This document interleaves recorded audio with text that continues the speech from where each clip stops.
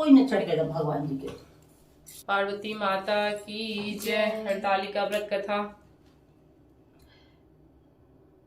शिव जी ने कहा, भारतवर्ष में जैसे नक्षत्रों में चंद्रमा, ग्रहों में सूर्य, वर्णों में ब्राह्मण, देवताओं में विष्णु भगवान, नदियों में गंगा, पुराणों में महाभारत, वेदों में सामवेद और इंद्रियों में मन श्रेष्ठ है। सब पुराणों और वेदों को सर्वश्रेष्ठ जिस तरह कहा गया है, मैं तुम्हें एक प्राचीन व्रत बतलाता हूँ, एकाग्र मन से सुनो। जिस व्रत के प्रभाव से तुमने मेरा आधा आसन प्राप्त किया है, वह मैं तुमको बतलाऊंगा, क्योंकि तुम मेरी प्रेयसी हो। भाद्रपद मास में हस्त नक्षत्र से युक्त शुक्ल पक्ष की तृतीया तिथि को उसका अनुष्ठान मात्र करने से स्त्रियां सब पापों से मुक्त हो जाती है। हे देवी, तुमने आज से बहुत दिनों पहले हिमाचल पर्वत पर इस व्रत को किया था, यह वृत्तांत मैं तुमसे कहूंगा।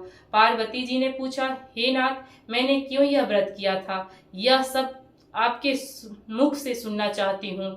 उत्तर की ओर एक बड़ा रमणीक और पर्वतों में श्रेष्ठ हिमवान नामक पर्वत है। उसके आसपास तरह तरह की भूमियां हैं, तरह तरह के वृक्ष उस पर लगे हुए हैं। नाना प्रकार के पक्षी और अनेक प्रकार के पशु उस पर निवास करते हैं। वहां पहुंचकर गंधर्वों के साथ बहुत से देवता, सिद्ध, चारण, पक्षीगण सर्वदा प्रसन्न मन से विचरते हैं। वहां पहुंचकर गंधर्व गाते हैं, अप्सराएं नाचती हैं। उस पर्वतराज के कितने ही शिखर ऐसे हैं कि जिनमें स्फटिक, रत्न और वैदुर्यमणि आदि की खानें भरी है।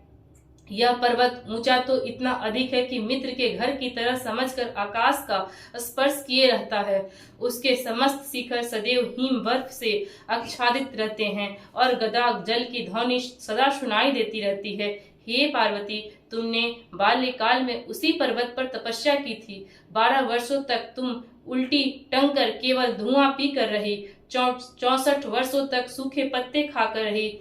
माघ मास में तुम जल में बैठी रहती और बैसाख की दोपहरिया में पंचाग्नि तापती थी। श्रावण महीने में जल बरसता तो तुम भूखी प्यासी रहकर मैदान में बैठी रहती थी। तुम्हारे पिता इस तरह के कष्ट सहन को देखकर बड़े दुखी हुए। वे चिंता में पड़ गए कि मैं अपनी कन्या किसको दूं। उसी समय नारद जी वहां आ पहुंचे। मुनि श्रेष्ठ नारद जी उस समय तुम्हें देखने गए थे। नारद जी को देखकर गिरि ने अर्घ्यपाद आसन आदि देकर उनकी पूजा की और कहा, हे स्वामिन, आप किस लिए आए हैं? मेरा अहोभाग्य है, आपका आगमन मेरे लिए अच्छा है। नारद जी ने कहा, हे पर्वतराज, सुनो, मैं भगवान विष्णु का भेजा हुआ आपके पास आया हूँ।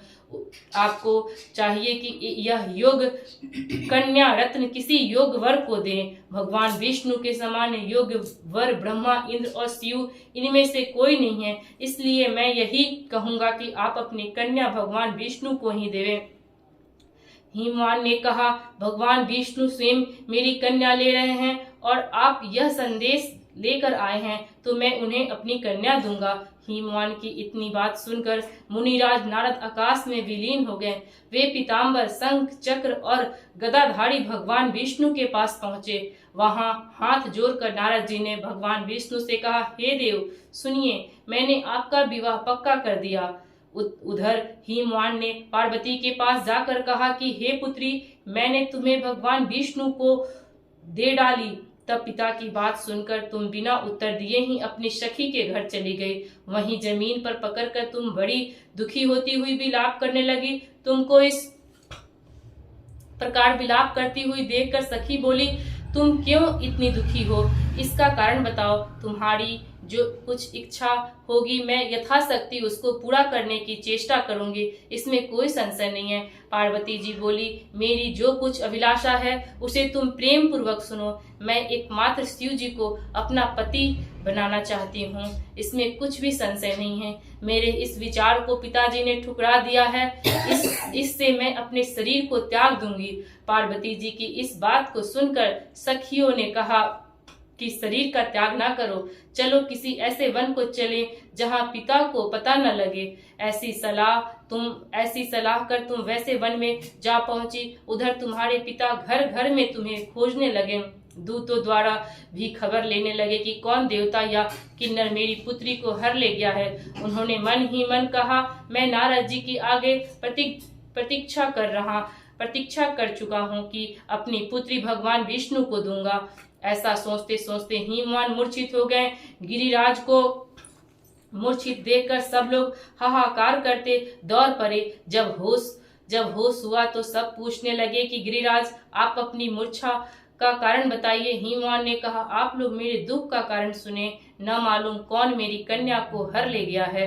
ऐसा नहीं हुआ तो उसे किसी काले सांप ने काट लिया या सिंह खा गए होंगे। हाय हाय, मेरी बेटी कहाँ गई? किसी दुष्ट ने मेरी पुत्री को मार डाला। ऐसा कह के वायु के झोंके से कांपते हुए वृक्ष के समान कांपने लगे। इसके बाद हिमवान तुम्हें वन वन खोजने लगे। वह वन भी सिंह, भालू, हिंसक जंतुओं से बड़ा भयानक हो रहा था।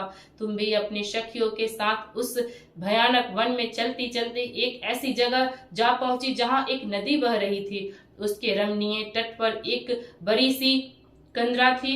तुमने उसी कंदरा में आश्रम बना लिया और मेरी एक बालू कामाई प्रतिमा बनाकर अपनी सखियों के साथ निराहार रहकर मेरी आराधना करने लगी। जब भाद्रपद शुक्ल पक्ष की हस्तयुक्त तृतीया तिथि प्राप्त हुई तब तुमने मेरा विधिवत पूजन किया और रात भर जागकर गीत वादादि से मुझे प्रसन्न करने में बिताया। उस व्रतराज के प्रभाव से मेरा आसन डगमगा उठा, जिससे मैं तत्काल उस स्थान पर जा पहुंचा जहां पर तुम अपनी सखियों के साथ रहती थी।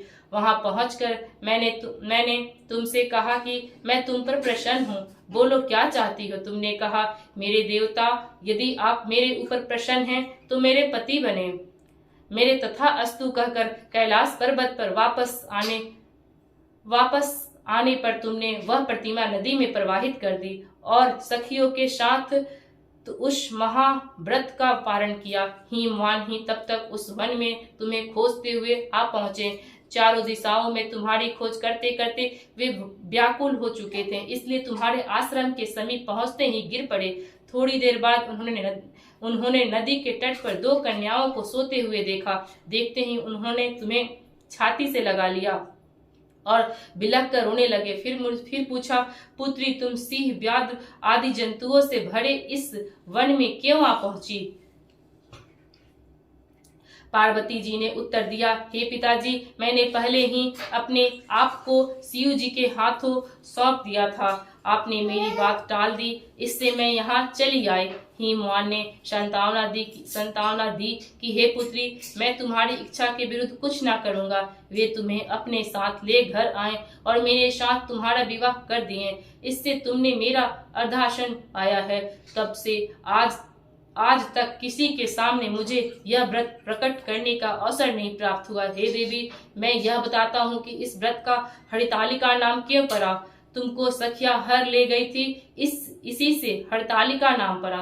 पार्वती जी ने कहा, हे प्रभु, आपने नाम तो बताया, अब इसकी विधि भी बताइए। इसका क्या पुण्य है, क्या फल है, यह व्रत कौन करे। श्री शिव जी पार्वती जी से कहते हैं, हे देवी, मैंने समस्त स्त्री जाति की भलाई के लिए यह उत्तम व्रत बतलाया है। जो स्त्री अपने सौभाग्य की रक्षा करना चाहती हो वह यत्न पूर्वक इस व्रत को करे।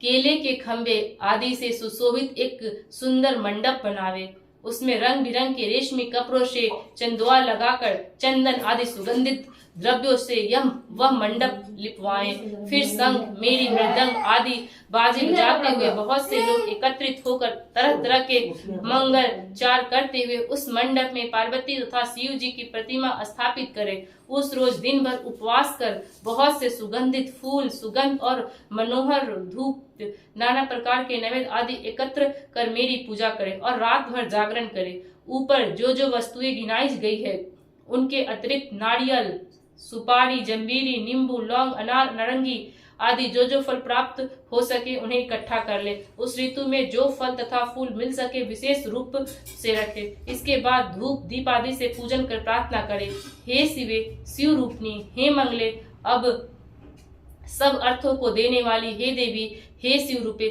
आपको नमस्कार है। हे शिव रूपे, आपको सदा के लिए नमस्कार है।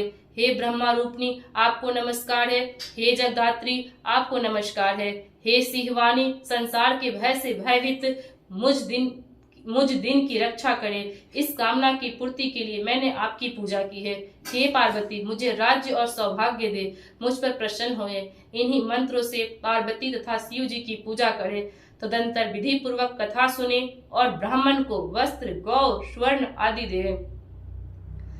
इस तरह एकचित होकर स्त्री पुरुष दोनों एक साथ पूजन करें। फिर वस्त्र आदि जो कुछ उसका संकल्प करे। हे देवी, जो स्त्री इस प्रकार पूजन करती है वह सब पापों से छूट जाती है और उसे 7 जन्म तक सुख तथा सौभाग्य प्राप्त होता। जो स्त्री तृतीया तिथि का व्रत न कर अन्न भक्षण करती है तो वह 7 जन्म तक बंध्या रहती है और उसको बार बार विधवा होना पड़ता है। वह सदा दरिद्र पुत्र शोकाकुल स्वभाव की, झगड़ालू, सदा दुख भोगने वाली होती है और उपवास न करने वाली स्त्री अंत में घोर नरक में जाती है। मांसाहार करने से बाघिन, दही खाने से बिल्ली, मिठाई खाने से चींटी और कुछ खाने से मक्खी होती है।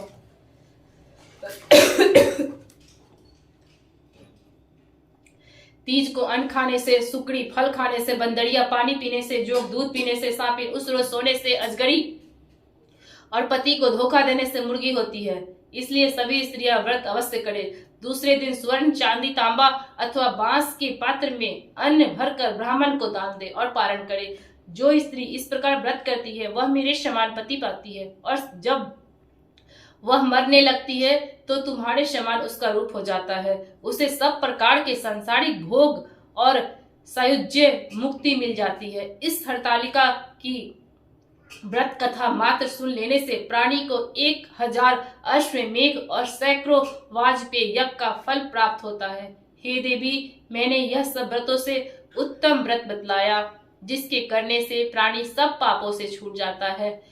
इसमें कुछ भी संशय नहीं है। भोले बाबा की जय, शिव भगवान की जय, शंकर भगवान की जय, पार्वती माता की जय, गणेश भगवान की जय। हे बाबा, जवानी से बुढ़ापा आ गए, कहियो रात्रि जागरण न कैली। तू ही विचार करिया, हमरा अजगर न बने।